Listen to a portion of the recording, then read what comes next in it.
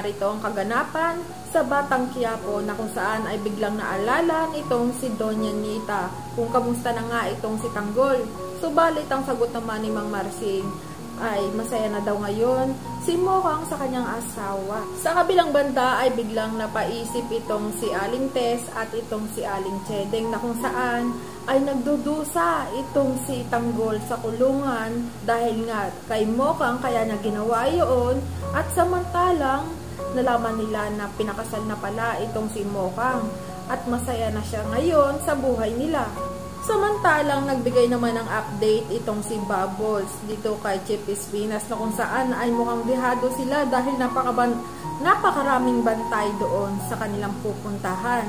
Subalit gumawa pa rin ng paraan itong si Bubbles para magtagumpay sila sa kanilang misyon nitong si Tanggol.